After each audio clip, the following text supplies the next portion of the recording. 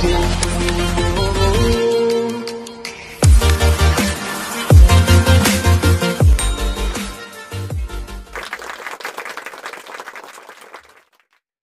mengatakan bahwa anak saya ini menjadi apa sih? Iya, yang pertama ya Bingung ya. harus sadar dulu gitu, ada perilaku kita yang salah terhadap anak. Iya. Apakah kita terlalu cuek? Apakah kita terlalu gampang menyalahkan anak? Kita harus sadar diri juga gitu. Evaluasi dulu di situ. Iya. Ya. Karena kalau kita tidak mau mengevaluasi diri, akan sulit gitu bagi anak memiliki prinsip di dalam kehidupannya. Berpengaruh nih atas setiap pola asuh kita juga ya.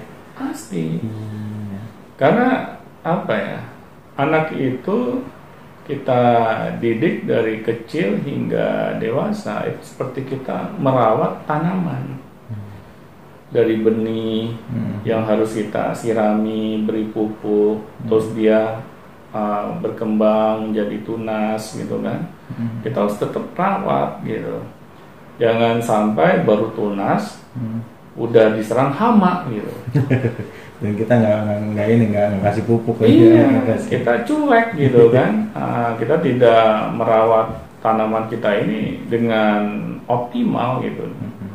Akhirnya ya sudah gitu, baru tunas saja udah mati tanaman kita. Kalau sampai kita memperlakukan anak seperti itu, ya bisa dibayangkan masa depan anak itu di masa depan. Betul. Iya. Udah jelas kelihatan gitu ya. Bagaimana dengan cara pola asuh orang tua pun anak udah kelihatan nih.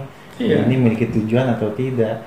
Benar. Kadang anaknya punya goals, kadang nggak disupport sama orang tua tuh. Ada aja yang kayak gitu, Pak. Iya. Nah itu kan masalah berikutnya. Iya.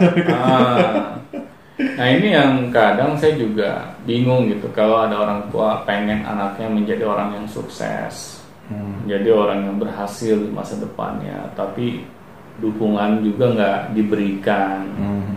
Ya bagaimana coba anak bisa menjadi orang sukses kalau kita sebagai orang tua tidak memberikan supporting sistemnya gitu. Kita anggap sukses itu seperti apa ya, kita membalikan telapak tangan tanpa adanya effort sama sekali gitu. Ini yang apa ya, yang kadang orang tua nggak menyadarinya gitu, bahwa anak itu menunggu loh dukungan kita. Support dari kita. Iya. Biar melejit dia. Benar. Kalau orang tuanya sudah tidak mau mendukung, bagaimana orang lain coba? Iya juga ya. Iya. Siapa lagi? Iya benar. Iya. Sedangkan orang lainnya tidak memiliki rasa kepedulian yang tinggi gitu. Ya karena nggak merasa memiliki anak itu Iya. ya. Nah ini yang kadang orang tua ya harus dibangkitkan kesadarannya, agar ayo, anak ini adalah tanggung jawab kita, bukan tanggung jawab orang-orang di luar keluarga kita gitu. Kalau bukan kita, siapa lagi yang mau membangkitkan semangat anak kita? Nah di sini anak kalau sampai dia bermasalah, melakukan kenakalan, ya jangan disalahin. Karena itu konsekuensinya kalau anak tidak jelas tujuan hidupnya menjadi apa. Apalagi nggak disupport. Iya, apalagi nggak disupport gitu. Iya, pada akhirnya begini Pak. Ada juga sih memang anak-anak itu dia tidak disupport oleh orang tuanya dalam dia bisa pengen jadi seorang yang sukses gitu di pemain bola lah gitu. Tapi orang tuanya nggak support. Tapi dia anak tuh punya keinginan yang keras tuh. Iya. Dia nyolong lah gitu. Tapi pada akhirnya sukses juga Pak.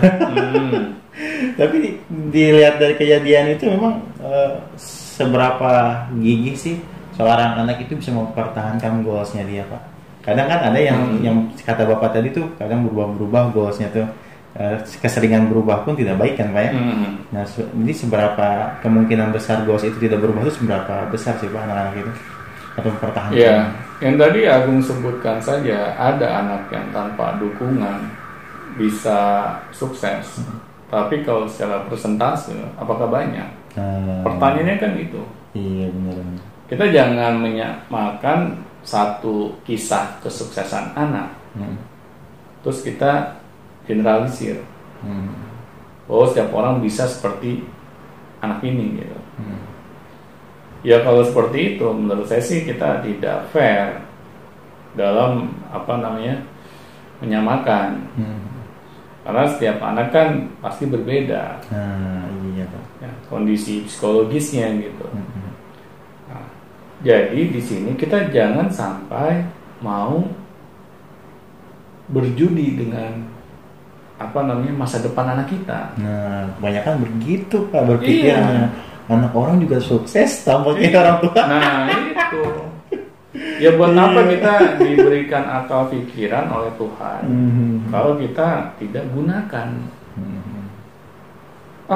Gak usah belajar, pasti bisa sukses kok kalau memang nasibnya sukses.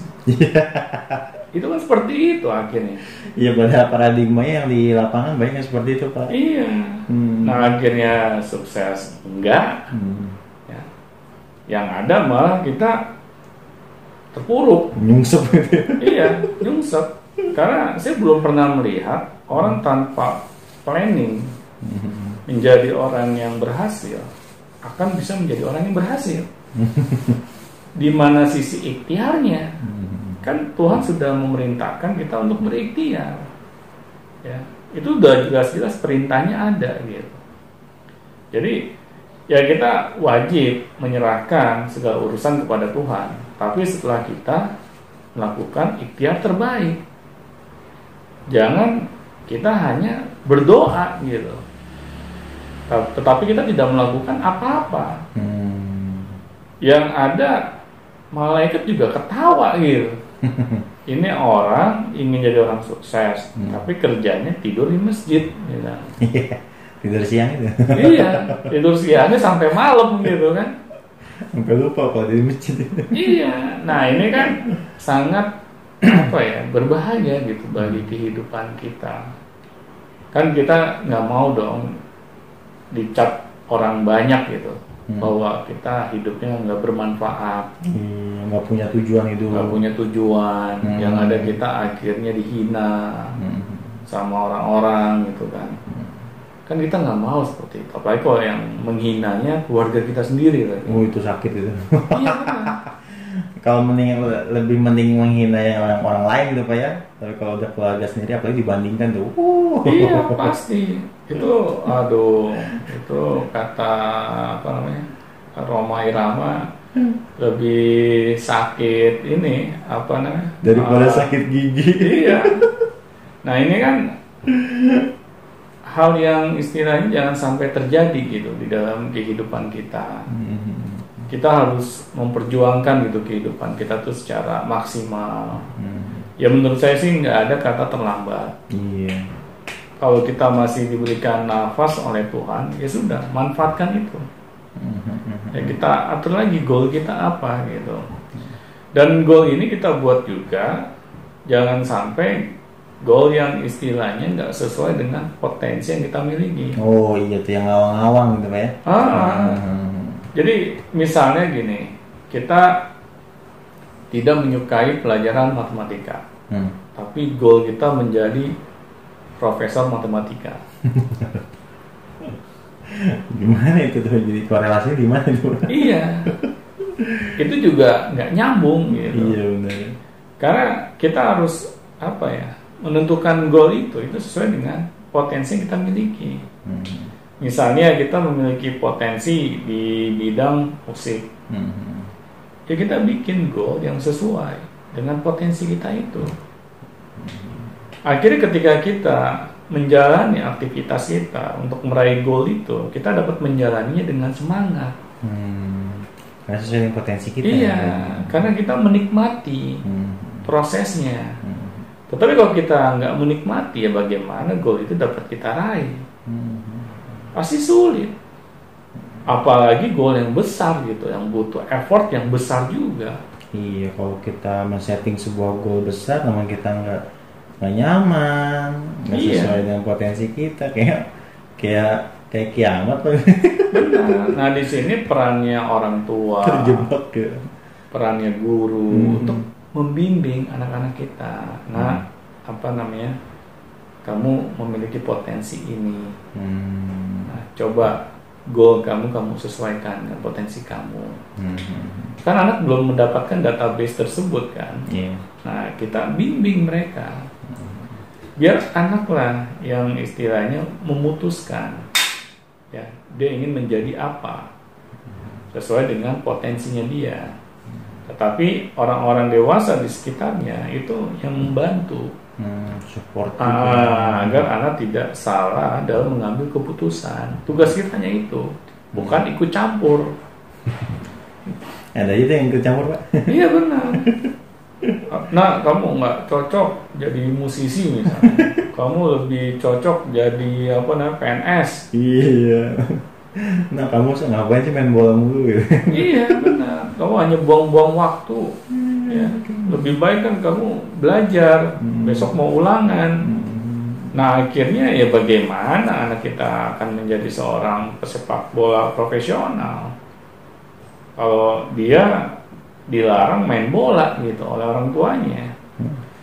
Nah di sini kan akhirnya kita sebagai orang tua, sebagai guru, sebagai orang-orang dewasa di sekitar anak-anak kita harus menyadari gitu bahwa anak dalam menentukan goal mereka itu membutuhkan dukungan dari kita, membutuhkan bantuan dari kita, membutuhkan bimbingan dari kita. Jadi di sini peran kita sebenarnya, bukan ikut campur dalam menentukan goal yang harus anak kita buat. Apalagi kita yang menentukan. Iya, wah itu yang lebih kacau lagi. Nanti kalau misalnya sampai anak nggak bisa mau achieve gitu kan. Iya. Kita misalnya nyalain anak. Iya. Padahal bukan anak kita yang menentukan. Anak kita akhirnya tidak bisa mempertanggungjawabkan goalnya mereka. Ya jangan nyalain mereka. Karena kita sendiri yang menentukan kok, bukan mereka. Tapi kalau mereka yang menentukan, mereka bisa bertanggung jawab. Diharapkan seperti itu. Iya, benar.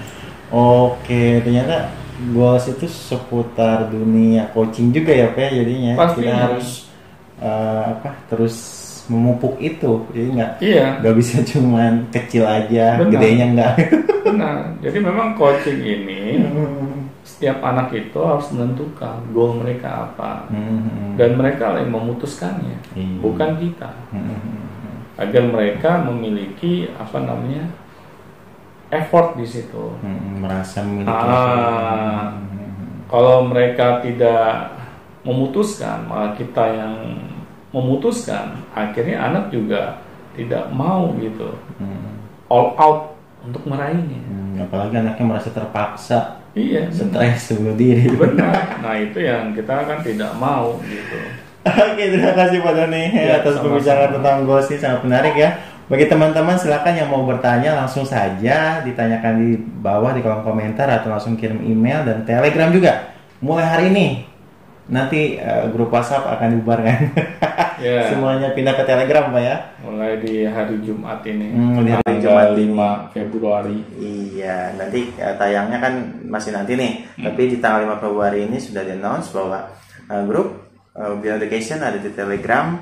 Dan kenapa kita pilih Telegram? Karena memang orang-orang bisa langsung lihat scroll historinya ya, yang baru masuk langsung bisa lihat.